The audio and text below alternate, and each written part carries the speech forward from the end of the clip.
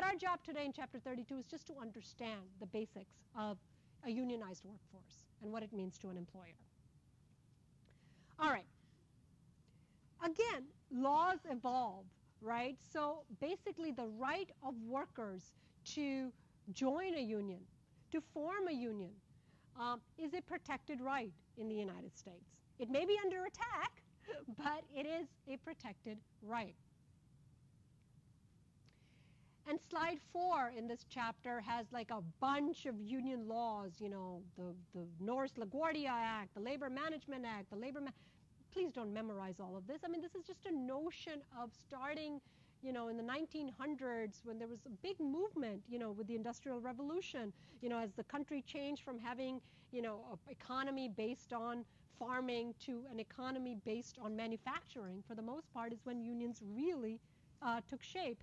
And again, as the economy changes to being less manufacturing and sending the manufacturing jobs overseas, do we see the decline of unions to some extent, right? So, you know, there's a whole economic history that you sort of need to kind of think about when you think about unions. So no, we're not, in our little chapter in labor law and business law, do we care about all the various union laws that are out there, but understand that there is a whole history of these laws with an aim towards sort of balancing management's rights, employers' rights, to the rights of workers to collectively bargain, right? Collectively bargain. And what does that do? You know, what does it mean? You know, a collective bargaining agreement, a union agreement means that there is some, you know, I started off today by saying employment is at will, right? If the employer doesn't want you on the job anymore because, not because they don't like you or they don't like the country that you come from or the language that you speak, but because they just decided that they'd rather hire their niece to do the job than you. They can do that. They can say you have 2 weeks notice. Sorry, right? But having some laws that may protect certain workers, that they can't be let go for reasons other than there's a shortage, or we can't hire someone in that position anymore, or if you get injured on the job that there's a way to proceed forward, or if you are laid off that we will pay your medical benefits, or every year you get a raise and it's already negotiated. That's what unions do. They basically negotiate with the employer on behalf of all the electricians that work for a company, all the lecturers at a university. Yay, get $50 more when I come back in September, right? The idea being that, look, one individual employee is not going to be able to say, give me more or protect my job or whatever, but having a union represent the employee could give bargaining power to him. But that's the whole idea behind unions. Okay, like them or hate them, that's the idea. And there are plenty of people who hate them, right? So organizing a union. So under federal law, employees have the right to form a union, join a union, and basically have the union represent them, and engage in activity that increases union membership. You're allowed to do that as workers, right? But before you do that, you have to first define who you are. What is your bargaining unit? You can't be at an employer's site and say, you know what, we're sitting around the lunch cafeteria, all of us should form a union. It doesn't work that way. You have to define who you are. So Ronald, I'm sorry to pick on you, but there are, basically what are the job duties? Well, you and your union buddies do electrical work. You've defined, this is the we are the electricians. My little union is all of us that are part-time lecturers, right? And you go on and on. You have to define who these groups, first, who are you? Are you enough connected? Are you similar enough that you can become, that type of a union, right? And from there, one could say to the employer, unless there's a union that's there already, we want to unionize. And the employer says, well, let's just say it's a factory that's just opening up, right? And they're hiring a bunch of electricians, right? There is a national electricians union that they want to join. They want to hold an election to see whether or not the 50 electricians at this plant should be unionized or not unionized. Management could say, sure, we don't mind, go have your election. Or management can say, no, we rather you not. Employees will say, well, we still want to do it. And the employer says, well, we can't stop you. Go ahead, right? They can't. So if you look at slide 6, union elections can come in 3 different categories. They can be contested. They can be consent. We'll get to decertification in a minute. So if you're in a situation where the factory says, you electricians want to form a union, we are going to contest it. We're going to try to convince you that it's not a good idea, right? But we can't stop you. You can have an election. That type of an election is called a contested election because the employer is contesting it, right?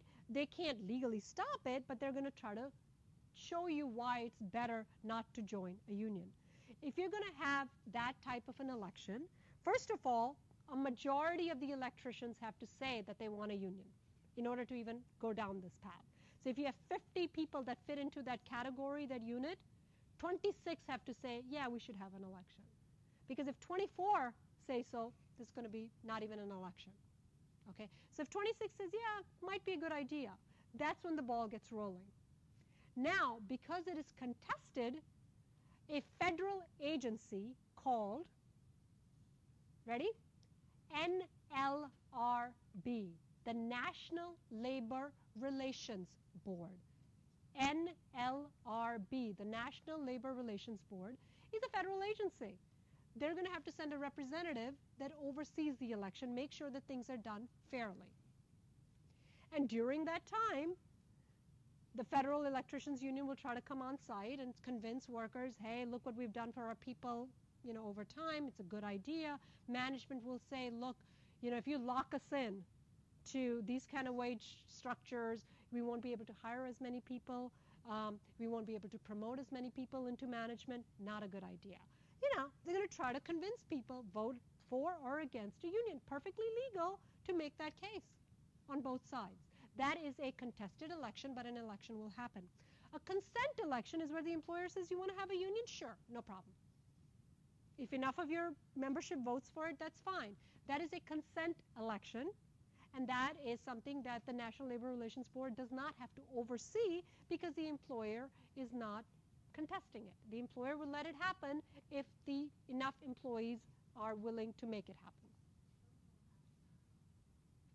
Actually, employers almost always contest it. Yeah.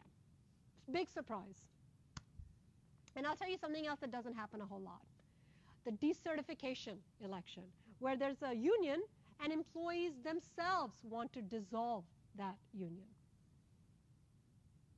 Now, it may be that in a particular benevolent employer, boy, they are really generous. And it really, it's just the union membership is keeping a lot of people from moving into upper management and so on and so forth. Possible. But again, not something that happens a heck of a lot. All right, those are the different types of elections. But now that, let's just say 26 out of the 50 people in that bargaining unit want to unionize, now what? The clock starts ticking.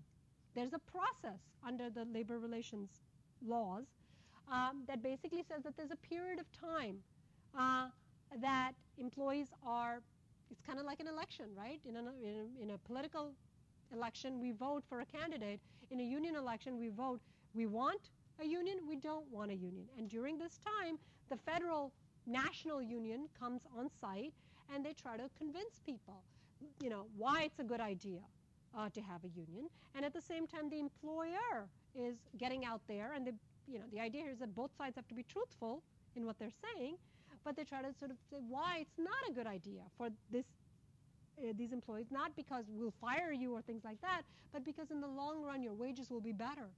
In the long run, your job security will be better. In the long run, you'll be more likely to move up and get promoted and so on and so forth. But the issue that comes up is, does an employer have to allow the national union people to come onto their property to try to convince their people to join the union when they don't want their people to join the union? And this is called union solicitation on company property. And the answer is no. Then employer can restrict where the national union people talk to their employees to non-working areas during non-working time. You want to convince people, don't come into our cafeteria while they're working or even not working. We don't want you here. You want to solicit, do it outside. Invite them to your union headquarters. Make phone calls. Do whatever, but not on our time. That is okay for an employer to do. But the question is, where do you draw the line?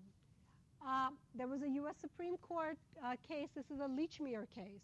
Lechmere, I don't think they're allowed anymore. I don't even know if they're Lechmere or Lechmere, but they were like an electronics store, kind of like the Radio Shacks that we talked about. They were a big electronics store in the 80s and in the 90s. Most of them have gone bankrupt.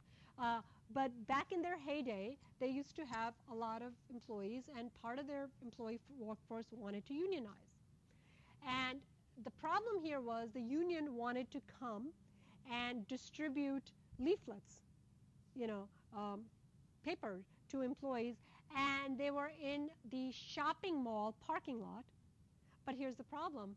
Lechmere owned the parking lot, and they said, you can't come onto the parking lot. And the union said, well, wait a minute, we're not in your stores. We're handing out right out in your parking lot. How could that be company property? What did the U.S. Supreme Court say? Say that again? U.S. Supreme Court said ownership means ownership. You own this is not a parking lot in which you happen to have your store. This is a parking lot that Lechmere owns.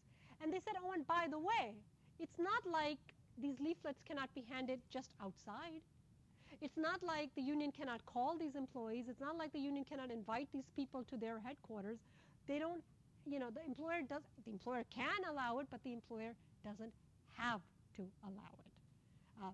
So again, it's sort of drawing the parameters as to what can a union do and not do during the time that they're trying to solicit employees to join a union.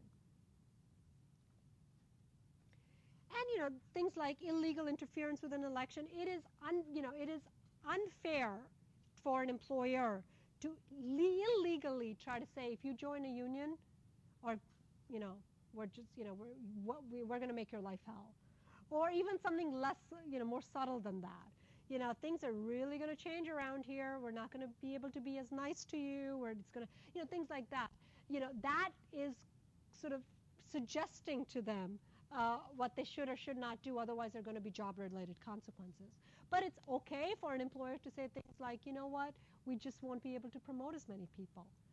We just won't be able to pay out, we won't be able to hire as many people. We may have to let some people go. If all of a sudden from paying minimum wage, we're going to have to start paying $10 an hour, which is the going rate for, union employees and that, Again, if that's economics, you are allowed to say stuff like that. So again, what does it mean to interfere? Interference means illegal things, being strong-arming people to do something that wouldn't be fair, to interfere with their right to form a union. And, I said that, you need a majority vote, and then you need enough people to say yes in order for a union to form. And real quickly, and we'll take a break, I promise, in just a minute or two.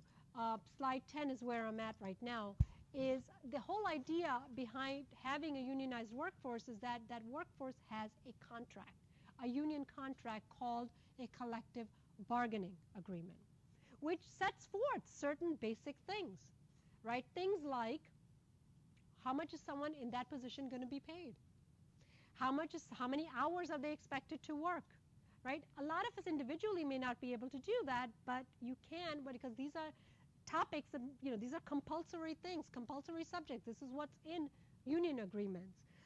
What are the terms and conditions of employment? Now, if those meatpacking employees had been unionized, more than likely that would have already been negotiated. The time that you spend getting ready to do your job is part of your workday, for which you're going to get compensated, right? So that's what management has to discuss with a union, and that becomes part of a topic, a compulsory topic that becomes part of a union contract. But there are other things that they could be talking about, things that are permissive. For example, where should the plant be located? Should you be, moving your operations from New Jersey to Michigan or to Pennsylvania, where might be cheaper to get real estate or things like that. Those are the kinds of things that unions and management could talk about if they wanted to. Things that they cannot do, illegal subjects, are, things like,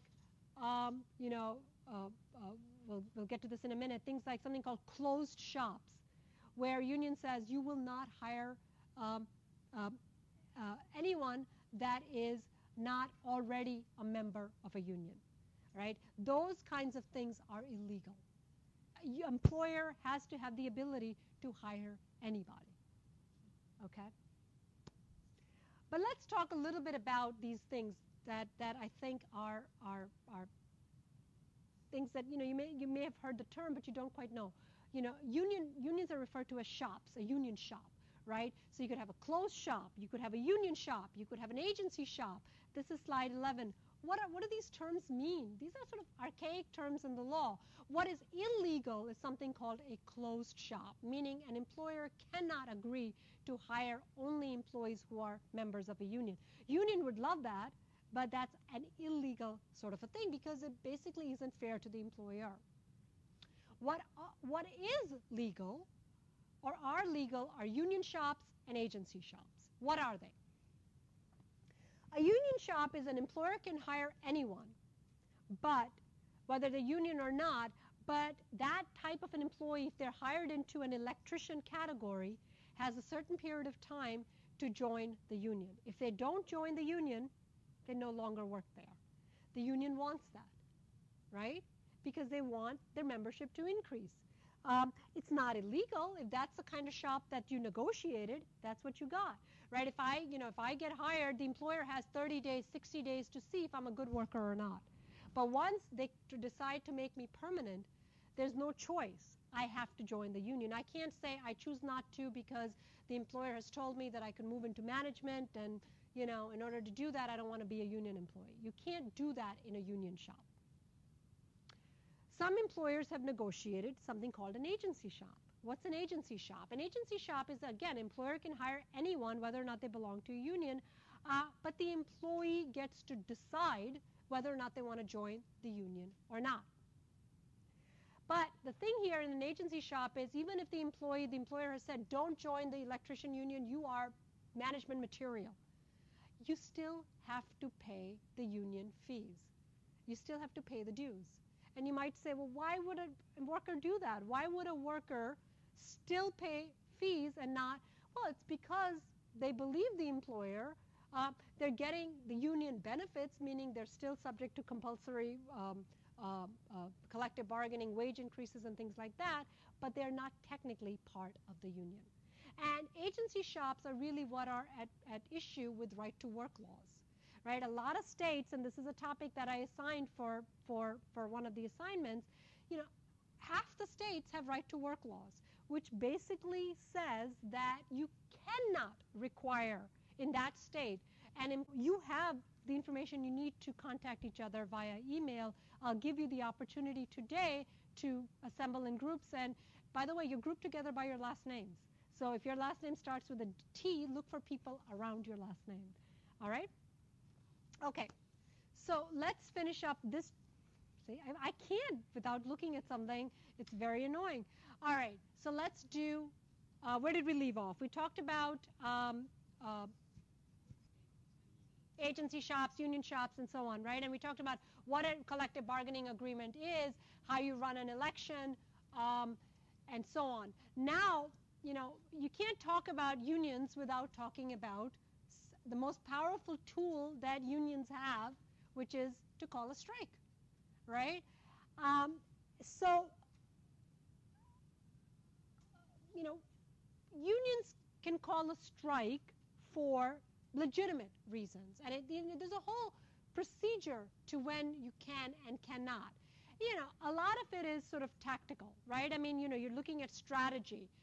Union knows that if a strike is called, yes, the union suffers an economic disadvantage because there are no funds to pay off. I mean, workers are not getting paid, but unions, let's face it, have the dues and the funds to pay off their workers during the time of strike.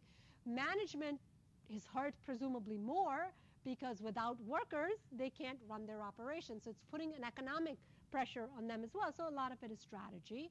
So a lot of it is who's going to blink first. A lot of times the strike is almost always, a bluff that isn't always called, right?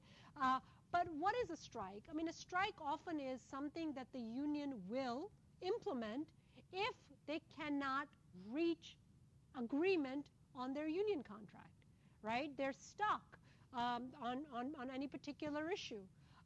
They might try to get more than management is willing to give them. They might even go on strike, even something unrelated to their union contract. Maybe it's because their workers are truly being unfairly treated. And yes, they can go before the National Labor Relations Board and so on, but they really want to call attention to this. It is too big a deal, and they will ask their members to go on strike to correct that, right? So typically, we read about union strikes in the news and so on and so forth, and usually it's because, union agreements usually run for 2 years, 3 years, 5 years, and they're negotiating and the agreement has run out and they can't reach agreement and they're going to go on strike. But that's typically the way a strike happens, but it could also happen for other reasons, other legitimate reasons to try to correct something that the union sees as being an unfair thing happening to the workers that they represent. Does every union member have to go on strike if the union calls a strike? No. Particular members, and there's nothing wrong with it, we'll call those workers crossover workers. They can cross the picket line and work. And you might say, why would you not stand with your union brothers and sisters? Well, you may not, because you may, as a particular union worker, decide that it is in your best job interest to side with management. Management can often reward you by promoting you to a better position. I mean, there's nothing wrong with that. No union can demand that each and every worker go on strike. Workers decide whether they do or they do not. There is something under union collective bargaining rules referred to as a cooling off period, which is as the name would imply, right? When someone cools off, they're trying to sort of just take a deep breath, walk away, come back with fewer emotions, and so on and so forth. But in the collective bargaining area, a cooling off period is a required 60-day notice. So if a union intends to go on strike, they have to give management at least a 60-day notice. And as I said, most of the time, a strike will not happen. It will be averted. But a strike cannot just happen without giving notice to management. Why? A, it gives, it starts the clock ticking on having to reach a settlement. And two, it allows an employer to figure out a way to run their operations without those particular workers.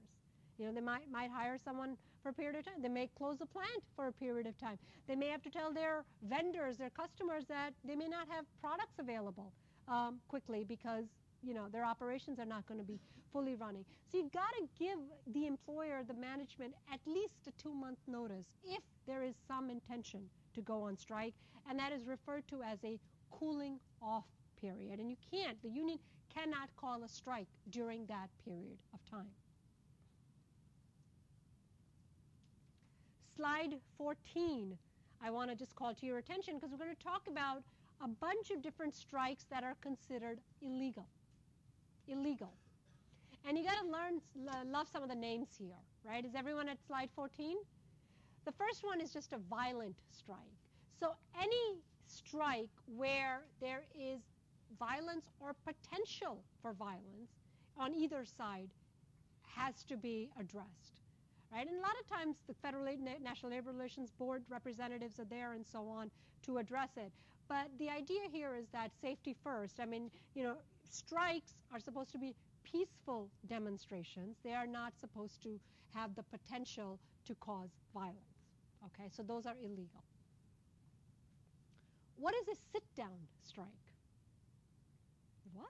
Sit-down strike? It's a funny little name given to a practice that is conducted by unions to say, we're not going to go out on strike in name, but we're going to basically have a slowdown. at work, whether it's a sit-down strike or the next one, partial strike, which is to say, not going to call it a strike, but you're going to work less. You're going to work half the time. You're going to, no, that, that's not a strategy that is a legal strategy, right? Either you're on strike and you're not working, but if you're working at full capacity, right? The word sit-down strike comes from, the idea that most union workers stand on their feet while they're on a factory line or something, but they're going to sit down for 2 hours a day and slow down the work, right? So, I mean, you don't literally have to sit down, but a sit-down strike is basically a deliberate slowdown to hurt management, even though you're not technically going on strike. The case in New York, Say that again? The problem in New York between the police force and the mayor, and Yeah. the number of tickets Oh boy, yes. issued out within a certain period, would that be considered like? I don't know if that's a strike. I think that's just a labor management issue, where I don't think anyone is. I don't know if you can call that a strike. I mean, that's one part of what they do, which is issue tickets. But I think it's a union practice that is questionable, that needs to be addressed. The question was about the New York City police officers and their disagreement with the city of New York, and particularly Mayor de Blasio, and whether or not those practices. I mean, I think you see a lot of those practices played out, and a lot of time we sort of see this, with transit worker strikes, whether it's the New York Metropolitan Transit Authority, New Jersey Transit, because these are sort of workers that are so essential to not just employers, but to citizens, that those have to be managed in a very different way. All right, coming back to striking. So we know what a sit-down strike is, sort of slowing down the work. Partial or intermittent strikes are the same thing. Either you're on strike or you're not.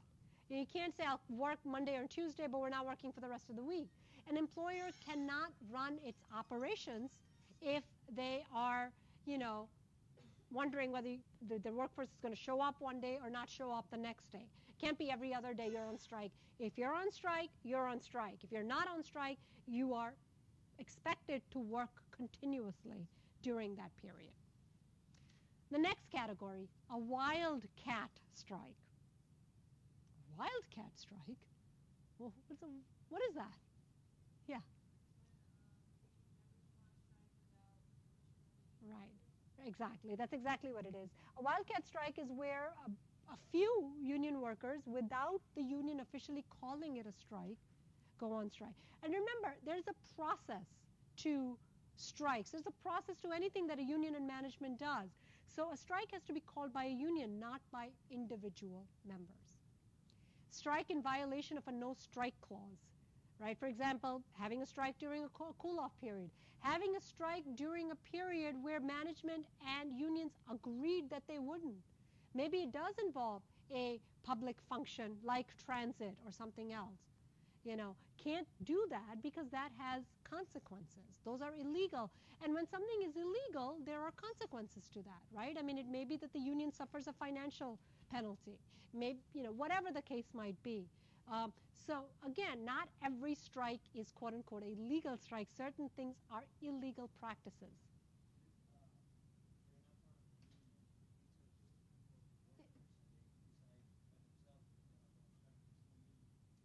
Well, then the management doesn't have those union laws to worry about. They can discipline, fire, do whatever. It's up to the employer in that case. Or the employer might just say, we'll negotiate. You are too important to us. It's possible, but you're now taken out of the labor laws altogether, these union laws altogether. Yes?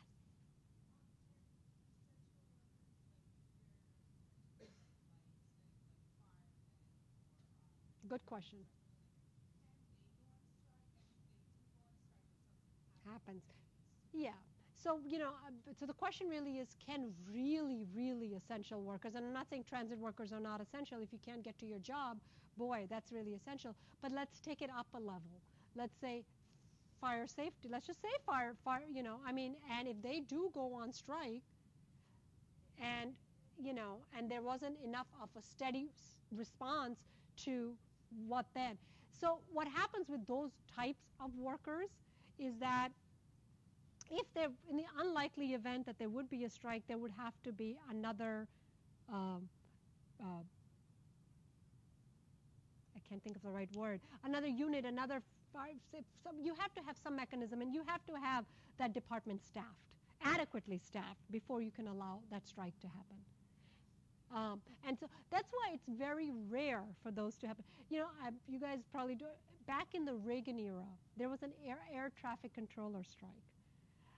You know, and that kind of became sort of the poster child for people. That, you know, we're talking about essential workers, air traffic controllers, the guys that bring the planes down. Very, very important, right? You know, I mean, and again, we're not just talking important for I need to travel. But, you know, goods get transported, medical supplies get, you know, if we can't have planes land, the country suffers. And when they threatened to go on strike, it reached such national level where there was you go on strike, we don't have contingency plans, the consequences will be unthinkable. The union played its card and ordered its employees to go on strike. What do you think President Reagan did? Fired all of those workers. You know, it was huge. This was the early 1980s. So yeah, that is an illegal strike because certain workers, because of their job function, it's not that they don't have those rights, is those rights only become available if there is a structure in place. And, you know, we as a country cannot get ourselves, where we, you know, I mean, air traffic controllers have to be trained. It's not like I will take out an ad in the newspaper and say, wanted air traffic controllers, come and work as, no can do, right? So there was a mechanism in place to let it happen. The union played a card which they will never, ever play again. But good question. I mean, because there are, you know, essential workers and really essential workers. All right, speaking of workers that can do the job of union workers, and there can be and would be in certain situations. I'm on slide 15, crossover workers and replacement workers. What is the difference? Remember we said that it is possible for union, members of the union, to not honor the strike that has been called by the union and work. Those people are called crossover workers. Where does the term crossover come from? Crossover means I cross the picket line, right? I am a crossover worker. Employees who choose not to strike, or maybe they went on strike and they return to work before the strike ends. You know, it just financially the unions cannot pay out the full wages, and particular workers cannot afford to be on strike anymore. They are allowed to go back to work. During the strike as well. At the start of the strike or during the strike. What are replacement workers? It's what the name would imply. People that are hired by the employer during the time that their employees in that category are on strike. Do you have to hire them temporary or on a permanent basis? That's the employer's dilemma, right? I mean, usually they're hired on a temporary basis, but what if you can't get people to come on board? Are you stuck with them afterwards? Then do they become part of the unionized workforce? Can you absorb them? These are real issues that employers, and this is where you're trying to hurt, unions trying to hurt management to come back to the negotiating table to try to reach a deal. Slide 16 talks about an employer lockout. And an employer lockout is where the employer plays his or her hand and says, all right, unions might call a strike. I'm going to trump the strike, and I'm going to lock out the workers, right? This is the employer in reasonable anticipation of a strike. You know, it's playing its strategy.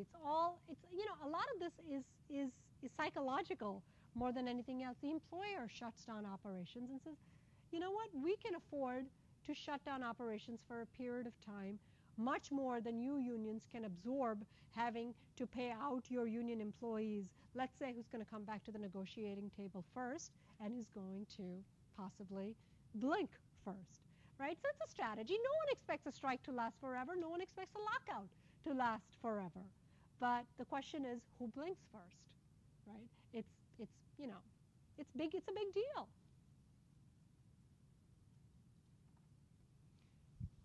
Slide 17, picketing.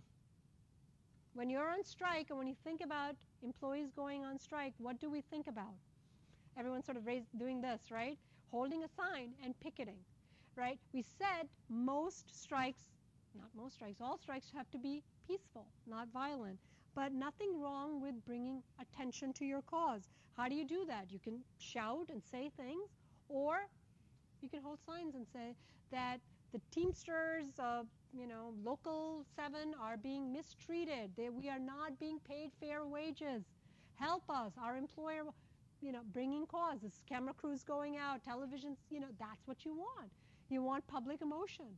And employers do not want bad publicity either, right? So that's what picketing is all about. Now, most of the time, picketing is usually in front of your employer. If I work for a factory, where will I picket? In front of my factory, right? It's going to be peaceful and so on. Has anyone walked by ever? People picketing? Happens to me all the time. Not all the time, but a few times a year. You have to wonder where I live. A few times a year, I'm driving by and I see it happens. I almost always stop and look. I've even seen camera crews, and it's interesting. I want to see what it's all about. But when is picketing illegal? Picketing is illegal if it's accompanied by violence, right? Or it has a potential to instigate violence. If you're stopping people from the employer doing its job, running its, what if it's an office building and the administrative assistants are on strike, but customers need to go in and out? What if the secretaries at Rutgers, I'm not giving anyone any ideas, decide to go on strike? But at the same time, they're not letting students in. That's a problem, right? You're not letting the university do its business of educating, albeit without projectors. So things like, preventing crossover workers from coming. You can't do things like that. Preventing pickups and deliveries, not, yes, picket to bring cause, but don't stop the employer from doing what they are legally allowed to do.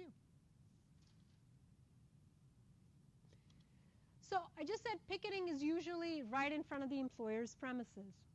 But what if the employer's factory is located way in east whatever, and there's, you could strike in front of that, nobody passes by. The whole idea is that you want to bring public attention to your cause. But what the factory makes is sold at leading stores everywhere. So it doesn't help the union to picket the factory. It would help the union to picket the places where the merchandise that is sold at the factory is actually sold. That is permissible, and that is something called secondary boycott picketing. And secondary boycott picketing is where unions try to bring pressure against an employer by picketing what? Where the goods are sold, their customers, or their suppliers. Headquarters of the, you could, but headquarters are usually where office workers go. You want to go where customers go, the Joe Schmoes go, and the idea behind secondary picketing, and I'll give example in just a minute, is that, it's lawful if what you're picketing are your employer's products. You can't, like, for example, and this was the example in the book, and I think it's a good example. What if it's the union workers that work at a toy factory? It's all the people that manufacture the toys. They decide to picket in front of Toys R Us. They're still around, right? Toys R Us? Okay. Or Target, whatever. Anyone that sells toys. Is that permissible? Can be if, for example, and let me give you a scenario. The workers are walking around with picketing signs that says, don't buy Mattel toys. Mattel does not pay its workers living wages. Do not buy Mattel toys. We represent the Mattel workers. Is that okay? That's secondary boycott picketing. Now, let me change the sign a little bit. The union is getting a little aggressive. Do not shop at Toys R Us. Toys R Us has goods that are, built on sweat and labor of people that are not even paid living wages. Is there a problem with that? Absolutely. The problem is that this is a neutral employer. That employer's business should not be affected by products that they sell that have nothing to do with union workers that are working for someone other than that. So you have to be very careful. Unions have to be very careful with secondary boycott picketing. It's legal if it's directed at the product that they work with. It is illegal if you're going to go at everything that supplier or that retailer sells. So, that has to, and oftentimes the problem is corrected. Oftentimes the union will come in or the National Labor will say, take down those picket signs, those are okay. That doesn't mean that they can't picket. It just means that you have to be careful that you don't hurt Toys R Us for anything more than what they sell beyond that particular product. All right? Picketing is lawful. Even secondary boycott picketing is lawful if it is aimed at just the product that you're boycotting. And we're going to wrap it up here by simply just going into unions. Sometimes I joke when I teach this chapter that, we talk about union and management, and immediately, what do we think of? Management is bad. Yeah, they're keeping wages or whatever. But remember, just to give you the other side, unions are pretty powerful too. Let's face it. So it's, I'm not talking about the individual union members. I'm talking about the actual national, and you think about, I always say that the movie, Hoffa should probably be like a must watch. We should just put it up because there's a lot of stories about unions abusing their power and essentially, not serving their own membership as well as they what's that? Hoffa. Am I getting the name wrong? Why am I? Jimmy Hoffa. Yeah, I think that's the name of the movie itself, and it came out maybe 5 or 6 years ago. Hollywood production, and I always say, well, if we had countless time, we would sort of just, But anyway, Saturday night, if you want to, get something on Netflix or on demand, and it relates to your, But the point I'm trying to get across is that just like labor laws regulate what employers can or cannot do, labor laws regulate what unions can or cannot do to protect their own union membership. Unions have a lot of money. Where do these dues go that they're supposed to use in a way that furthers the members' interest, not line their own pockets, not use it for, ill gain and so on. As much as companies lobby in Washington, unions lobby too.